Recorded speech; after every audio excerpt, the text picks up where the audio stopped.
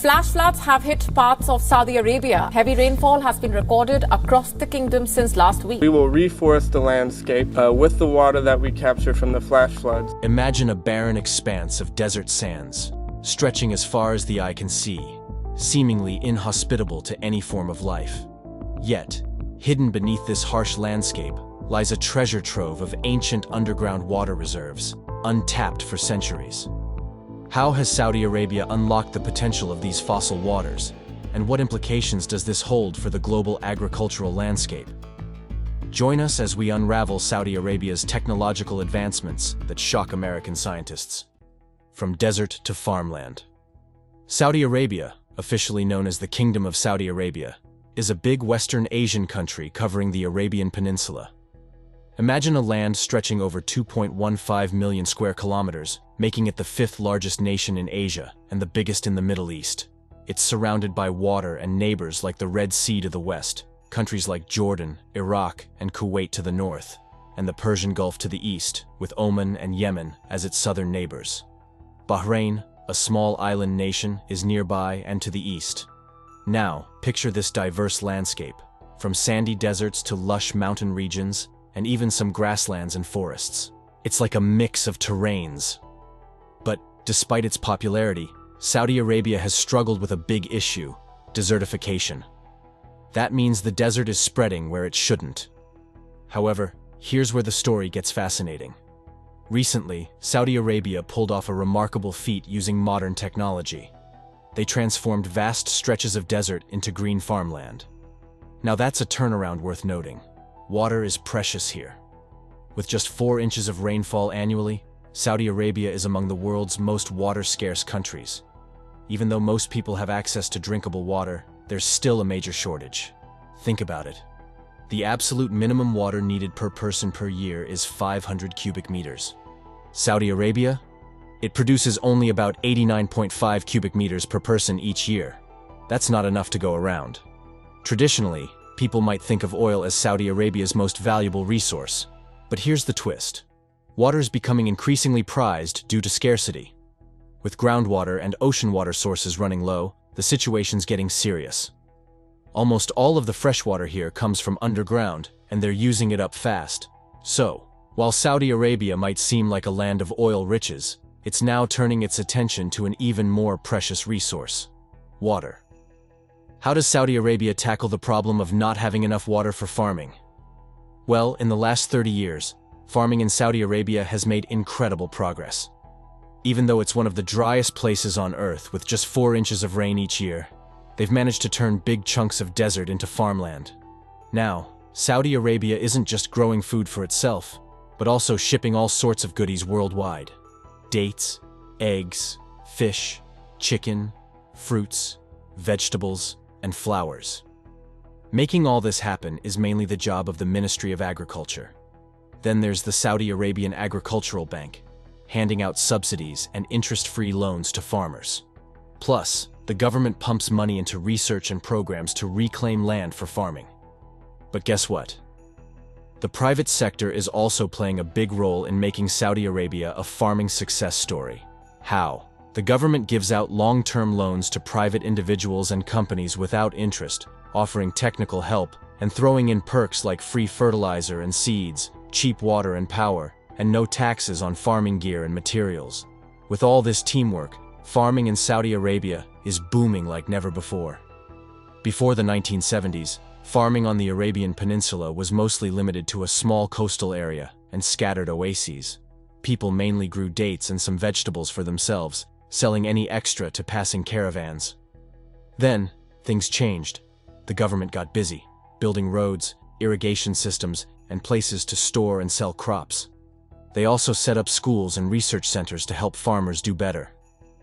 Suddenly, there was way more food being grown. Saudi Arabia even stopped needing to import meat, milk, and eggs because they could produce it all themselves.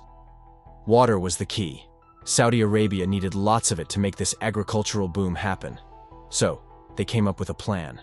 They built dams to catch floodwater, dug deep wells to tap into underground reservoirs, and even made machines to turn salty ocean water into fresh water.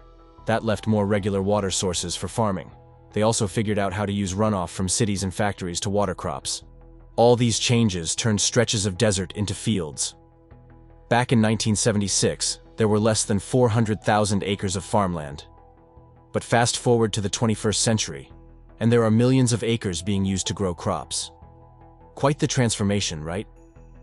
It's remarkable how despite most of Saudi Arabia being covered in desert, there are surprisingly many native plant species that can survive the tough climate. But sadly, around 600 of these plants are in danger, and 21 are believed to have already disappeared forever. Pioneering sustainability. The Saudi Green Initiative, SGI, is a big plan by Saudi Arabia to make the future greener and better for everyone. It brings together different parts of the government, private companies, and leaders from other countries to work together on 2 green projects. These projects help find quick ways to fight climate change.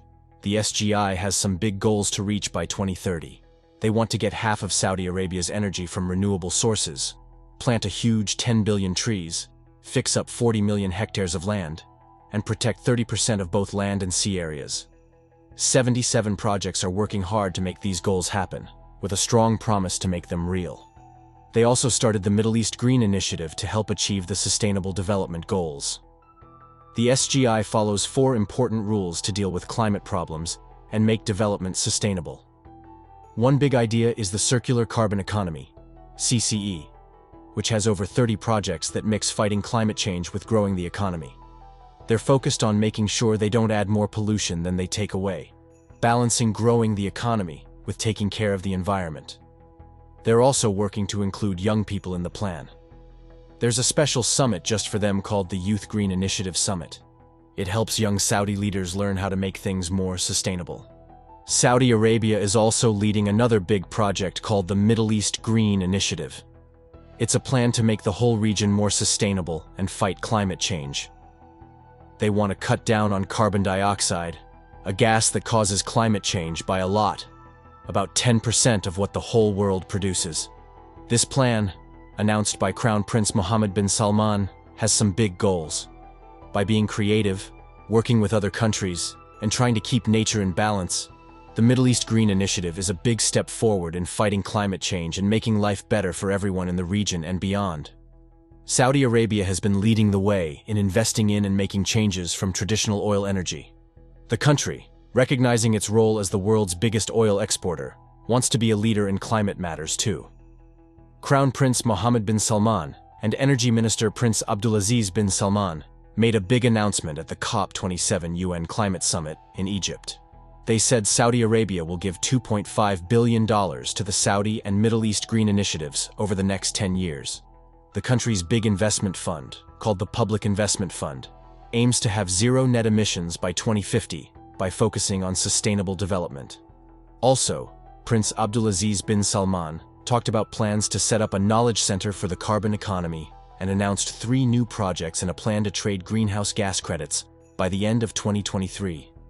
Saudi Arabia wants to work on renewable energy, add 840 megawatts of solar power, and start a scheme to encourage projects that cut down on emissions. By 2023, the initiatives had achieved a lot for the environment. They provided clean energy to 150,000 homes, set up 11.4 gigawatts of renewable energy, and installed 10 million smart electricity meters, which has cut down on 1.8 million tons of CO2 emissions every year. The initiatives have also been a big part of the circular carbon economy approach, supported by many countries, and have led the Middle East Green Initiative to work together in the region. There have been big improvements in saving water and farming too. They've managed to use 9.6 billion cubic meters less water for agriculture. They're also working on stopping the spread of deserts by planting 18 million trees, fixing up 60,000 hectares of damaged land, and growing 250,000 shrubs in nurseries in just 1 year. These efforts aren't just about saving the environment. They've also successfully brought back over 1,200 animals to their natural homes, showing real progress in making their vision for the environment come true. Greening Saudi Arabia. In rural areas, the efforts to make the land greener face challenges like spreading desert, not enough water, and really hot weather, all caused by humans changing the climate. The SGI is also working with such rural areas to protect their unique plants and animals. Right now, 15 special places in Saudi Arabia are protected because of their plants and animals, with 12 on land and 3 in the sea. But soon, that number will go up to 75, with 62 on land and 13 in the sea. One big protected area is the King Salman World Nature Reserve up north. It's huge, covering about 6% of Saudi Arabia's land. There, you'll find all kinds of animals, like 300 different species, and even old things from way back, like ancient sites that are thousands of years old. The reserve has mountains, wide plains, and big flat areas. Recently, with the help of volunteers and working with modern reserves, they planted 100,000 young plants as part of a plan by the reserve's leaders and partners to help the SGI. The goal is to make more plants grow in the reserve, and they're already doing it by planting 600,000 plants and doing lots of other planting projects. These new plants are the kind that live for a long time and can survive in the desert because they've been around there for a long time. They don't need a lot of water to grow, which is perfect for the desert climate. The main nursery setup is just one part of the reserve's plan to start a seeding program. However, getting enough water is still a big problem for saving nature and making green projects happen in Saudi Arabia. Over time, people in the Arabian Peninsula made wells to get fresh water and survive harsh weather. Then, in the 1970s, when Saudi Arabia got really rich, people started using modern farming methods and using up the water underground bit by bit. To help cities away from the coast, Saudi Arabia made big machines called desalination plants to turn salty ocean water into fresh water. But Saudi Arabia doesn't have rivers or lakes, and there's hardly any rain to fill up the water sources. With more and more people needing water, the natural places where water comes from are drying up fast. So, the Saudi government is trying to figure out better ways to save and use water to keep up with the growing economy and still have green areas. Maria Nava, a scientist working with the Green Arabia project at the King Abdullah University of Science and Technology Center for Desert Agriculture, told Arab News that the team leading the SGI will probably use treated wastewater to water the new plants they've planted. She also said they want to stop rainwater from going to waste by making the sand soak it up and save it underground, especially in places where the soil isn't good at holding water. Nava explained that plants in cities need a lot more water and shade than those growing in desert areas. Desert plants are used to dry conditions and don't need as much water or shade. Reviving Al Baida. The Al Baida project, situated in rural western Saudi Arabia, is more than just a restoration effort. It's a comprehensive program designed to restore the land, alleviate poverty, and preserve heritage. Drawing on principles of permaculture and hydrological design, this initiative aims to create sustainable solutions for the region's challenges. Located approximately 50 kilometers south of Mecca, in the Makkah province, Al Baida is known for its rugged, arid terrain, nestled in the foothills of the Hijaz Mountains. The area is predominantly inhabited by Arab tribes, who have long called this region home. Initiated in 2009 by Princess Haifa Al Faisal, along with Harvard ethicist Mona Hamdi and Stanford permaculturist Neil Spackman, the Al Baida project has already begun to yield practical and ecological benefits for the community. Through innovative approaches to land management and resource utilization, the project seeks to address both environmental and socio-economic issues in the region. The main aim of the project is to empower the inhabitants by providing them with training, education, and employment opportunities related to the infrastructure and capacity-building activities carried out by the Al Baida project. One of the key environmental objectives of Al Baida is to combat desertification. This is achieved primarily through rainwater harvesting techniques, such as using rock terraces and small check dams called gabions, as well as capturing runoff in swale lines. These methods facilitate the planting of drought-resistant trees, like date palms, in the natural landscape. Additionally, the project focuses on mitigating flash floods in the highlands to eventually transform them into seasonal streams or wadis. Looking ahead, Al Baida aspires to convert the region into a savanna ecosystem by employing methods like assisted natural regeneration and conservation grazing. This transformation is expected to be aided by processes like evapotranspiration and atmospheric moisture recycling. In 2016, the Al Baida project was praised by Prince Khalid Al Faisal for its remarkable achievements.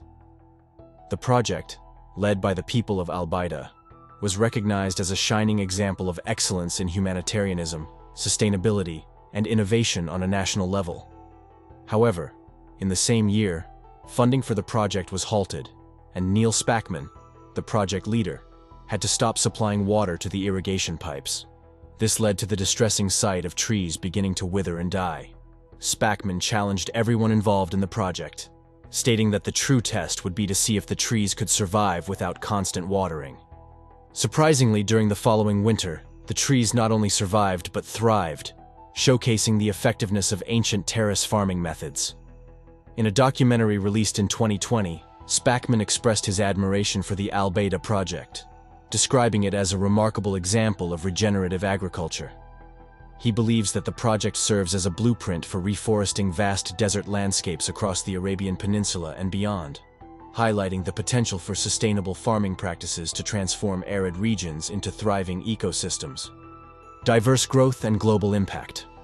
The agricultural landscape in Saudi Arabia has undergone significant changes over the years, reshaping the traditional diet of the nation. Thanks to advancements in agriculture, there's now a diverse array of local foods available, unthinkable just a few generations ago. While dates remain an important part of the diet, they're no longer the sole staple they once were.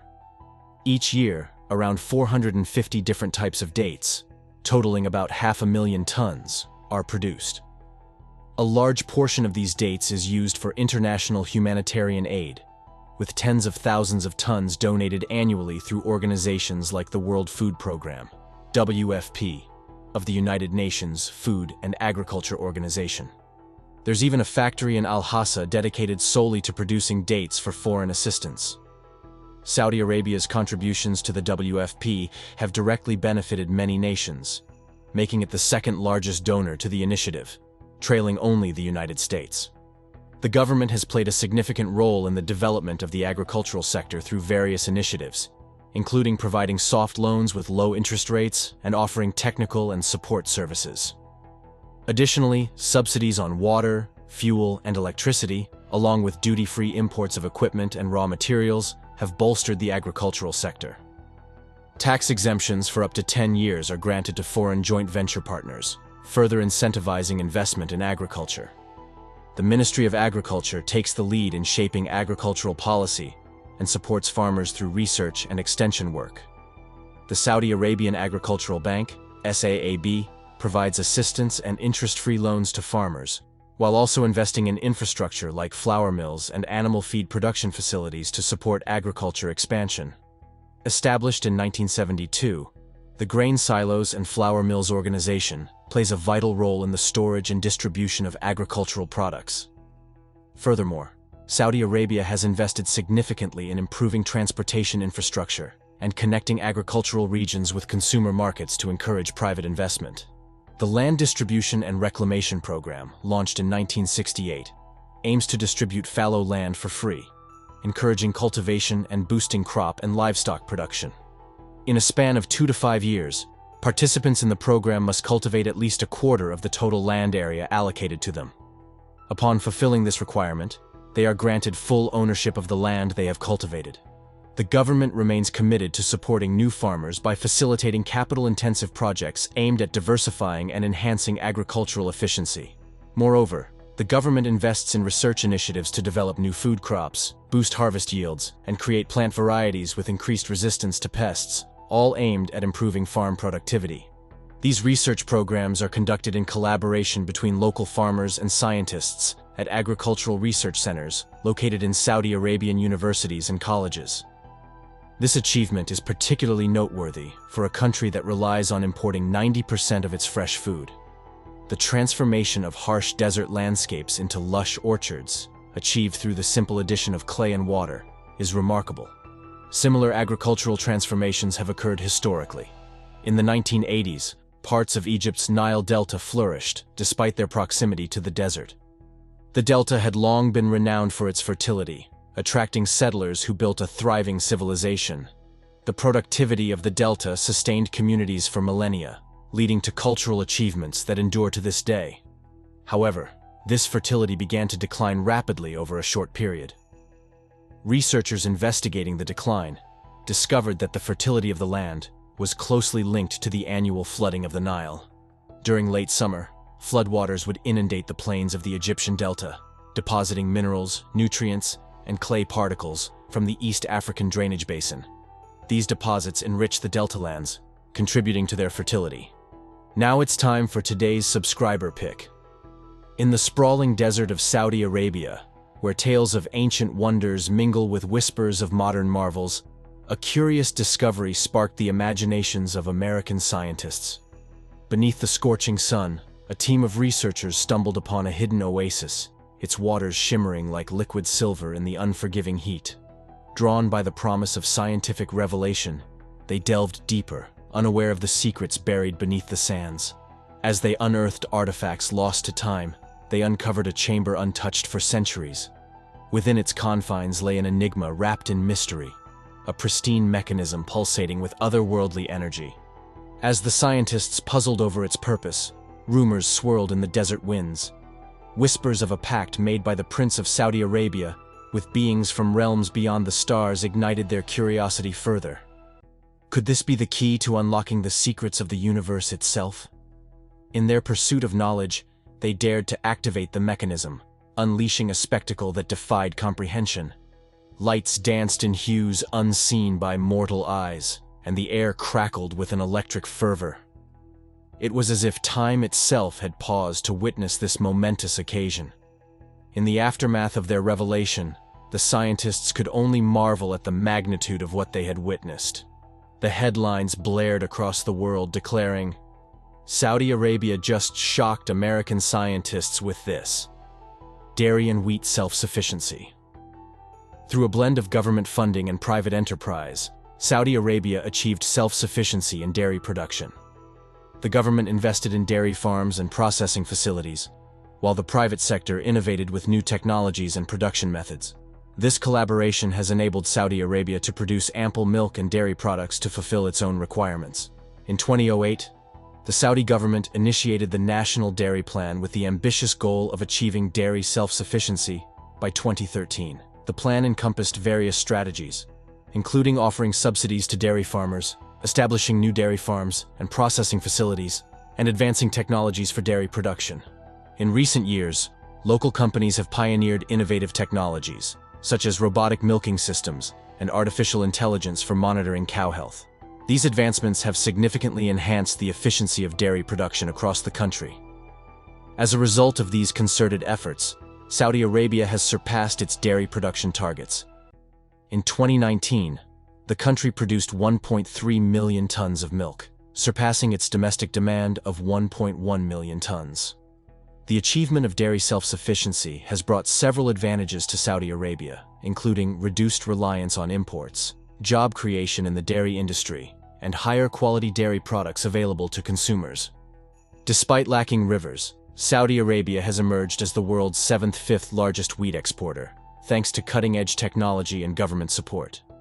The country's heavy investment in drip irrigation, a method that delivers water directly to plant roots, has revolutionized farming efficiency. Unlike traditional flood irrigation, drip irrigation conserves water, reducing waste. In addition to technological advancements, government subsidies have boosted wheat cultivation in the desert. These subsidies offset high water and input costs, making wheat farming profitable. As a result, Saudi Arabia has become a significant wheat exporter, shipping out 10 million tons in 2020. However, the country is now winding down its 30-year wheat-growing program due to water resource depletion. Plans are underway to gradually reduce wheat purchases from local farmers by 12.5% annually, aiming to address the drought issue. Despite challenges, Saudi Arabia remains committed to ensuring food security through strategic planning and innovation. Tapping ancient waters. Over the past 24 years, Saudi Arabia has been tapping into ancient underground water reserves to grow crops like wheat in the Syrian desert. This practice is captured in a time series of images taken by 3 different Landsat satellites, managed by NASA and the U.S. Geological Survey. During the last ice age, the desert's greenery was sustained by water that seeped into aquifers, which are now buried deep under the desert sands. This fossil water, combined with rainwater accumulated over hundreds of thousands of years, serves as the primary water source for irrigation. Using a technique called center pivot irrigation, Saudi Arabia drills through the desert floor to access these underground water reservoirs, then irrigates crops using sprinkler systems. However, this water is non-renewable, as the region receives very little rainfall each year. Hydrologists estimate that it will only be economically viable to pump water for about 50 years, although the exact amount of water beneath the desert is unknown. The agricultural areas depicted in the Landsat images are approximately 1 kilometer across. These images, generated using specific wavelengths of light, highlight healthy vegetation in bright green and dry areas in orange.